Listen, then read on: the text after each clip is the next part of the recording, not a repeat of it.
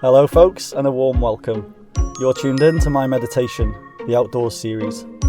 My name's Guy Cross, and I'll be introducing you to some interesting people with some interesting ways of using the outdoors to help sustain a healthy frame of mind. With being an outdoor lover myself, and using the outdoors to take care of my own mental health, I've always been curious as to how other people use outdoor hobbies and activities to take care of themselves, and that curiosity led me to the birth of this podcast series. My guests will talk about their favourite outdoor hobby, and we'll go into depth of how it helps them find peace of mind. Hopefully one of, if not many of the hobbies within this series will help you, or at the very least inspire you. And that's the whole aim of these podcasts, to fill you with ideas that maybe you hadn't thought of before, and to hear some positive, encouraging, real-life stories from my guests. Sometimes, hearing someone else's perspective on a hobby or activity gives you a fresh new way of looking at it, which can't be a bad thing, right? So without further ado, let's meet this week's guest. Hello everybody, and today I'm welcoming back Lindsay Codner. She was actually my first ever guest on this podcast series. She touched on her indoor passion, which was tap dancing, and today she's going to talk to us about what her meditation is outdoors. So I'll just introduce Lindsay once again for the listeners that didn't hear the indoor series. She's from Hartlepool in the northeast of England, and she works as a Thrive practitioner and teaches in a special needs school, and is also a recovery and mindset coach. She's a single mum of 2 daughters, and she's also a qualified dance teacher. She runs a group called Hiking Events for solo and group hikers, and she just really enjoys the outdoors, so that's what we're going to touch on today. So hello again, Lindsay. Hello, nice to hear from you again. Yeah, how are you doing? Very well, thank you. Great. I've had an excellent weekend, so very good. Good. Did you manage to get out this weekend? I did. I went for a 12-mile hike yesterday. It was excellent. Oh, nice. And the weather was on your side? The weather was definitely on my side. Caught a lovely sunset, so yeah, felt really refreshed today. Sunsets are one of my favourite things. Absolutely. So I'm guessing a few of these listeners here won't have heard the indoor series just yet, but do you want to explain how you got into the outdoors again to the new listeners here, and how? Yes, definitely. I got into the outdoors around about 7 months ago after a pretty horrific trauma. Found myself in an extremely dark place, and I sought some solace in the outdoors to find myself and escape, and I've never looked back, really. So yeah, been doing that for about 7 months now. 7 months, yeah. And it's really helped you along in the last 7 months, right? Absolutely, yeah. It's just changed my life completely. Completely different person to where I was 7 months ago. Yeah, no, that's really, really good. And like you said, like yesterday, especially when the conditions are right, and it just makes you feel on top of the world, doesn't it? Absolutely, yeah. There's no explanation for it. I always just think awe is such a powerful emotion. I'm always in awe when I just go outside and see nature. It's beautiful. Yeah. So what made you turn to the outdoors rather than anything else to help you through? I know obviously I touched on the first series and said that I'd been to see some counsellors and therapists and been placed on medication due to what was going on in my life at that time, and nothing was really helping. It was just, I was struggling hugely. I'd put on a vast amount of weight. Right. And it was more, I suppose I first looked into it as a bit of exercise. I started walking locally, then going a bit further afield, and then I joined a group on Facebook, and then got into hiking that way. Great. So I guess you met a lot of people through that group as well, in similar circumstances, I guess, as well, no? Yeah, very similar circumstances. One of the first things that I'd done was went on a weekend away with the guys in the lakes. Lots of kind of single people, solo hikers there, and I met some amazing people. And I've never looked back from that weekend, really. Yeah. And was that a kind of group specifically for people that had gone through kind of traumatic times, or just like for single hikers, or just hikers in general? Yeah, kind of just like single hikers. So that's how I got onto that group. Yeah. And I guess you find once you start talking to people and stuff, I suppose people start opening up about why they go kind of hiking and stuff as well. And was there many people within that group that had had been through some hard times and were using the outdoors for the same kind of thing? I would probably say majority of people I spoke to that weekend were doing it for that reason alone. Really? Obviously, everybody went as kind of solo hikers, and everyone was strangers. Nobody knew each other. I think there was 27 of us on that first event, and I met some great people from there who spoke about their kind of circumstances. And yeah, a lot of people were using the outdoors for exactly the same reason. Yeah. So you're all helping one another and you don't even know it really. Do you know what I mean? Like you're talking to one another, you're hiking together and you're all helping each other through it in a way, aren't you? Yeah, definitely. And I think it's, I suppose because we were strangers as well, it was just nice to kind of offload and not be judged. So people started talking about their circumstances and, you found people with similar stories to you and it felt really like you weren't alone. So that was really nice. Yeah. And sometimes it's easier to talk to a stranger, isn't it? I know that sounds strange, but it's true, isn't it? Like you sometimes, like you said, if you speak to a friend or a family or something, they might judge you, or you don't quite feel comfortable in going that deep with things. But sometimes with strangers, you kind of offload, don't you? And it's just easier somehow. And the weird thing is, I'm actually a recovery coach and a mindset coach due to my trauma. So I met kind of someone there, and they spoke to me that weekend, and I remember them saying to me, I've never spoke to this about this to anybody ever before. So it was nice that people can open up and share and not be judged. It was really, really good weekend. Yeah, no, that's the good thing about these groups, isn't it? It's, everyone's kind of there for the same reasons. Yeah. And I think then when you're finding that kind of mutual, love of the outdoors and, that's where you know that you're with like-minded people. Yeah. And just going back to your career, you're the mindset, the recovery and mindset coach part of your career. Is that something you took up after your traumatic experience, or is that something you were doing beforehand? Yeah, well, I've worked in special needs education for around about 20 years, and I've done a vast amount of training with childhood trauma and ACEs, adverse childhood experiences. So that's my background anyway. Yeah. And then when I went through my trauma, as I say, I went to visit some counsellors and the doctors, and it was just not doing anything for me. They wanted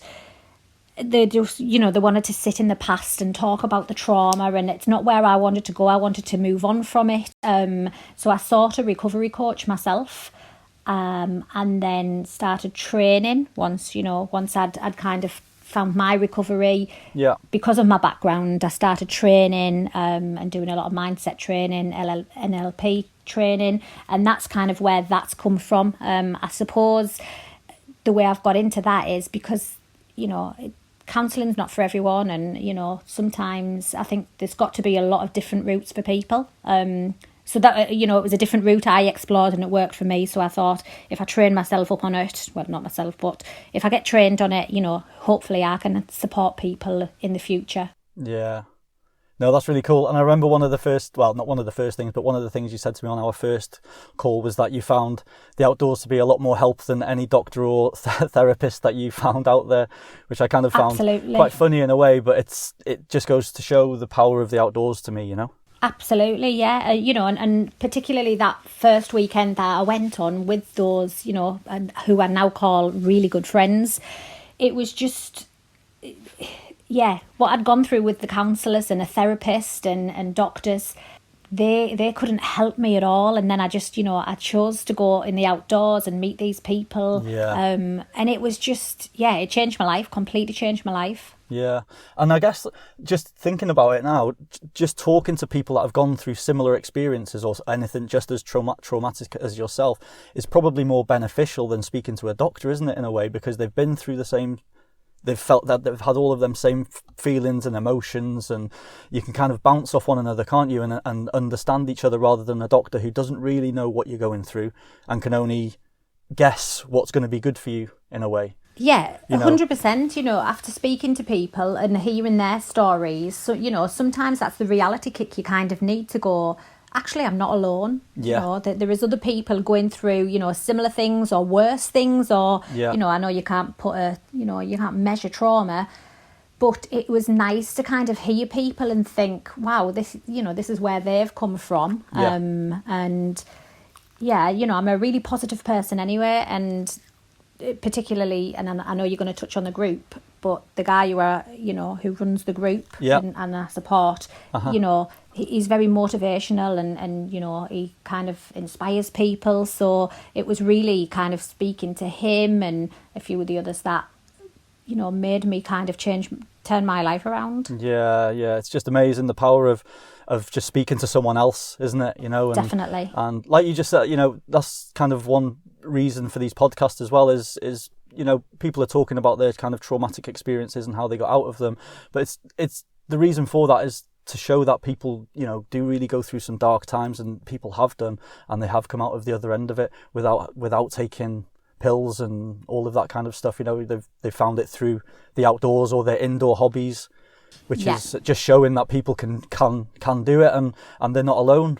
Like you just said, that no one's alone through this, and it's best to talk about it or listen to podcasts like this where you can listen to what people have been through. And I know it sounds strange, but sometimes other people's bad luck makes you feel better because you're not going through it alone, if that makes sense. Yeah, 100%. It makes you kind of feel grateful, and that it's just nice to have somebody else to talk to who understands. And as I say, sometimes just being outside and walking, and then the nature and the escape and everything, that's definitely what got through my hard time. Yeah. And just leading on then to the group that you run, we touched a little bit there. You mentioned you've got kind of a partner with this group that you're doing. Do you want to explain to the listeners what all that's about? Yeah, so kind of from that weekend that we were in the lakes, one of the guys, Kirk, set up his own group.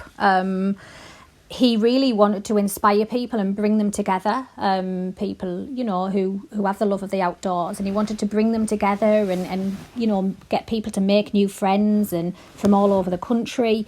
So he'd set a group up, asked me to kind of jump on board with him for that, and we now run hiking events for solo and group hikers. It's just on a Facebook group we run at the moment, and we put together events, share our love of hiking, etc. But we also kind of run it as a bit of a mindset and inspiring and motivational group, and it's just going from strength to strength. It's absolutely brilliant. Yeah, no, that's great. I've taken a look myself, obviously, and I've joined. And you do kind of challenges, don't you, on the Facebook groups, such as kind of, I don't know, post your favourite mountain photo or. I think are you doing like a 40 days of Lent right now? Is it? We're doing it, yeah. So the group's only been up and running for a couple of months actually. Kirk had started the group a couple of months ago, and since obviously we've been in lockdown, people haven't been able to get out very much. So we've tried to kind of, keep people motivated and keep people going through the difficult times, knowing that, it is affecting a lot of people. So we've done such things as we've done a step count challenge through January. Everyone recorded the steps every day, and people were posting and encouraging others to get outside. Then we've done a mindset challenge in February. Then we have just started our 40 days of Lent hiking photos. So each day there's a new day where we post, I don't know, today was animals, pictures of sunsets, pictures of your favourite hike, just everything to do with nature and hiking. So just lots of nice stuff. Absolutely, it's just so positive, and everybody, I think, looking at the group today, there must have been like 20-30 people posting pictures of their, the favourite animals that they've seen outside, and people's sunsets and, sunrises, and it's just so positive, and it's lovely to kind of wake up on a morning and think, oh, this is what am I going to see in the group today. Social media can have a bit of a negative effect on people. Yep. So we're flipping that completely, and just want to inspire and motivate people to share their amazing experiences. Yeah, no, that's really cool. And I think that kind of thing is going to grow and grow and grow, because summer's coming, spring's nearly here, I just hope that the hiking thing gets up and running again this summer, so we can all get out there again. And Yeah, it's been quite tough here. I'm talking about us here in the UK anyway, specifically, and that's why there's an indoor series of this podcast, is to kind of give people ideas of things to do indoors while they're kind of stuck indoors, so to speak. Yeah. But I mean, so for people to get in touch with you about the solo and group hikers group, is that the best place to get in touch with you on that page on Facebook? Yeah, on Facebook or on Instagram. We're on both of those pages. So yeah, just to join the group. And actually, we've just booked yesterday our first event at the back end of April. We're doing the Yorkshire Three Peaks. So yeah, there's lots of people just kind of jumping on board with that at the moment. Going to camp over. So yeah, already it's looking to be an amazing weekend. That sounds very exciting. Just talking about the outdoors like that just makes me feel so excited. Yeah, absolutely. But what I'll do is I'll put the links to the group pages in the show notes for the listeners to so they can just go there and click on the links and find it easy enough, And if you've got any questions for Lindsay, I'm sure she'll be more than happy to answer them. She's a very helpful person, and she just wants to promote the outdoors as much as possible, I'm sure. Definitely, yeah. Everyone's welcome. Yeah, the more the merrier, as they say. Absolutely, yeah. So why would you recommend hiking specifically to the listeners as a meditation purpose to kind of look after their mental wellness? I probably mentioned it earlier. I just think emotional well-being. I just, I'm a huge advocate for mental wellness and emotional well-being, and I just think I find myself, when I'm in the outdoors, I could be, really creative. My attention seems to be, on point, and there's just, I don't know, there's so many benefits to just going out, and sense of achievement, a challenge. I like to really, really challenge myself. So, you get the challenge, sense of achievement. But I think ultimately I do it to escape. It's my escape. Yeah. That's why I go out. Yeah, exactly. And how important is it for you? Obviously, we all take our phones here, there, and everywhere these days. They're very convenient, aren't they? They've got a camera on them and everything. But is taking a phone out important to you, and taking photos while you're out, or are you kind of put it in your pocket and forget about it kind of person? No, I take a lot of photos, and then each of my adventures, I create little videos, and I put it to music, and then post them in the group or share them. And I know already a lot of my videos have inspired friends and family who kind of, get in touch with me and say, oh, where have you been today? It looks amazing. What have you been doing? It looks amazing. And I think, obviously, I mentioned earlier, through hiking, I've managed to lose 40 pounds. Yeah. Do you know what? That's something I actually forget about with you as well, because you had such a traumatic time as well, which we'll delve into a little bit in a minute. But you know, I just forget about that side of it as well. You've lost a load of weight as well, haven't you? Yeah, absolutely. Yeah. So there's people kind of reach out to me through the group, and also, through my Facebook, after watching my videos. They're only 2-3 minute videos that I, put all my photos together, but to, really positive music, and people forever messaging me saying, oh, I want to come on one of your walks with you, or, how did you get into it, and how did you lose all your weight, and you look, you just look so happy when you're out there. And so that's really nice that I know that I'm helping and encouraging others to maybe look into, different ways of recovery. Yeah. And that's the thing, when people try and lose weight, I mean, not many people kind of, I don't know, I might be wrong, but many people don't look at hiking and go into the mountains and that kind of thing. They look more towards gyms and kind of indoor stuff, I find, in general, and I think the outdoors is just so much more beneficial for the mind than being in a gym. That's personally speaking, by the way. I know everyone doesn't feel like that, but that's me. How do you feel about that? I completely agree. I've been to gyms, and obviously, my first podcast that I've done with you, that I dance as well. Yep. And yeah, I put a lot of weight on through my trauma, and very quickly, I suppose it was about 7 months, I managed to lose around about 32 pounds. Wow. Just from hiking. I was going out every weekend, backpack on and just walking. Obviously the inclines do help, but I started off slowly. I started off walking around reservoirs. I started off, walking, looking for waterfalls, looking for lakes. So I started off, quite flat before hitting inclines. And, now I kind of can really challenge myself and push myself and, often go off route for a little explore and a little adventure. Now I like to scramble. And I look at, back even just a year ago and think to myself, I'd never have been able to do that.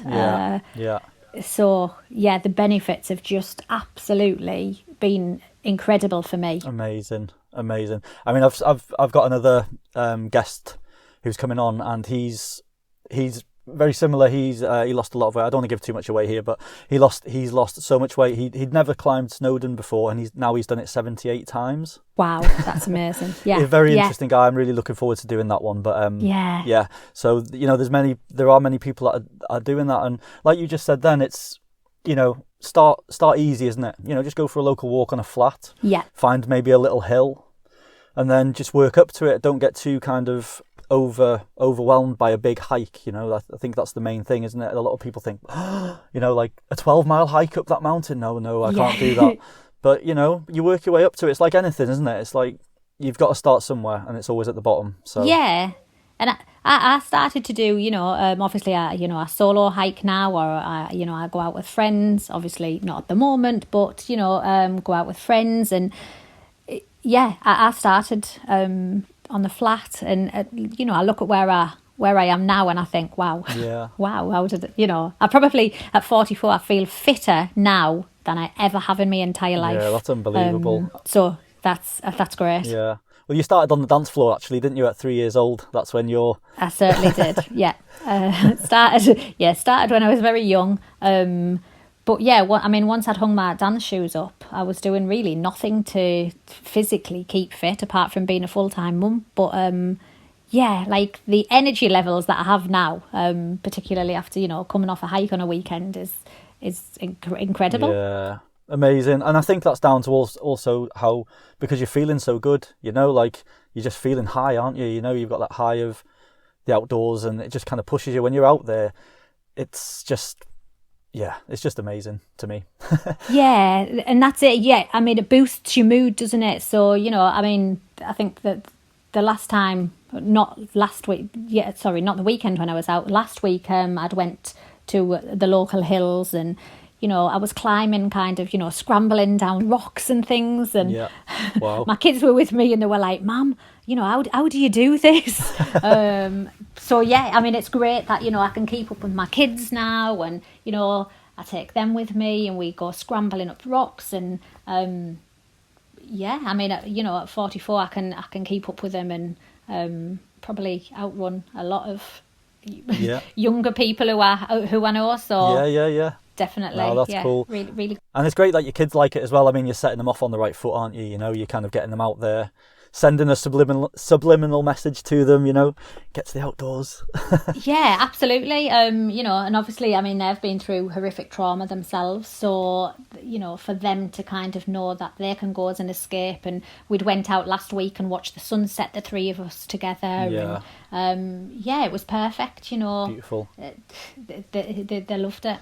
Have you ever been tempted to take your dancing shoes out on a hike and have a little boogie on the top of a mountain? Well, the girls, my daughters make TikToks when we're out and about up the mountain. So, I've been known to join into the odd TikTok up the top of a hill. You can't get away from technology sometimes, right? No, absolutely not. So, yeah, you just mentioned then actually about your daughter's been through a fairly traumatic time as well as you have. Do you want to touch on that a little bit and explain, a little bit about that and how hiking really helped you and your daughter through that? Yeah, sure. And obviously, I can't speak about it too much for legal reasons. But that probably gives the emphasis of how serious it is. Got a Crown Court case looming over us. Wow. It's it was a pretty horrific ordeal that we went through, and it's been a long time waiting for trial and investigations, etc. So we as a mother, I hit a really, really bad place. Just struggled massively to get out of that place. And I did contemplate, the worst, thinking, I just don't want to be here and I don't want to deal with this anymore. And that's how bad it got. Yeah. To the extent of, how can I escape from this? I was seeing counsellors, I was seeing doctors, I was seeing therapists, and nobody was understanding what was going on. Working with a number of agencies due to the severity of it. And it was just, crazy that nothing was pulling me out of this place. And I knew as well, when I was in that dark place, I couldn't be the mother that the kids needed. As much as I was trying to be positive and I was wanting to get better, just nothing was helping until, that weekend that I went away to the lakes. And it changed my life, completely changed my life. The fear of the unknown, I was just I'd seen this group that were going, and I just thought, I'm going to go. I just need to escape with a group of strangers. What really can be any worse than what I'm going through at the moment? Yeah, sure. It was just incredible. It was incredible. It changed my life. Unbelievable. It really is unbelievable, especially with something so traumatic, the thing that you've been through. I mean, for you to go from there to there just through the power of going hiking is just like, what? Yeah. Wow. Yeah, absolutely. And it must have been difficult also knowing your daughter was going through this traumatic experience as well. I'm guessing, that must have made it twice as hard for you. I mean, it's hard enough going through a traumatic experience by yourself, but when I don't know because I don't have kids, but I can imagine if I know my child's going through something, it must just be so hard. And I think that was the worst thing. I think it was that I couldn't do anything about it. Yeah. And that was that kind of fear of, there was the failure, the shame, the guilt, everything that had happened. It was it was probably as bad as you can feel. So it wasn't great, but the positive on that is that I'm in an amazing place now, feeling fantastic, and so I can give my children what they need, and they're very resilient. They are complete warriors. I don't know how they do it sometimes. But I know that, they tell me they're proud of me, and I tell them that I'm proud of them, and they'll say to me, we're so proud of you when you go hiking, Mum, you've done so well, and they love my stories when I come back and tell them, they love looking at my photos. So I know now that, I'm showing them that they can tackle anything through life and come out the other end of it. And it's a really positive kind of circle that we're in. They see me doing it, so I know it encourages them to be stronger. And we're in a good place. Yeah. No, that's really cool. And I think, you sound like an amazing role model to your children, and that's what children need, isn't it? They're just like a sponge, whatever they see their parents doing, it's always good to be the best person in front of your children, obviously, isn't it? And absolutely, they're obviously thinking you're their hero almost, they're looking up to you. They can see that you're doing it, and like you just said, then if they're going to hit a hard time in their lives, they're going to probably think back and think, well, my mum got through what she got through, I'm going to get through it myself as well. Yeah, and we talk about that a lot. Obviously, with me being a Thrive practitioner, I do a lot of work with my children. So, and a lot of it is kind of talking and sharing our emotions, etc. And I think that's why I know, with what I do, going in the outdoors, when I talk to them about it, and they can turn around and say to me, Mum, you make us so proud, you're doing amazing, just getting out there. And I know that kind of through doing that, it's showing them that they can achieve anything. Yeah, exactly. Exactly. And they've also seen how the outdoors and dancing has done it for you, rather than going to a doctor's and getting prescribed some tablets, you know? Yeah. They can see that the benefits that you've had from it is just immeasurable. So Yeah. And obviously I've made an amazing friends through the group as well. So they see that as well. And, I suppose, obviously I've got 2 teenagers. Well, one's 12, she's coming up a teenager. And, so when they fall out with friends and things, I can say to them, look at all these people in the world. I'm friends now with people all over the country. Yep. So, you've got that opportunity to meet new people all the time. So yeah, it's really good for them to see. And there's loads of hiking groups out there now, isn't there? Especially with the power of things like Facebook. I mean, Facebook can be good and bad, but I think it's great for things like groups like that, for, group hikes, solo hikes, single hikes, couple hikes. There's all sorts of things, isn't there? So I don't think you're ever stuck for groups to go to. And if you're on your own, if there's any listeners out there that are on their own and would like to, start hiking, well, the first group I'll mention is called Hiking Events for Solo and Group Hikers.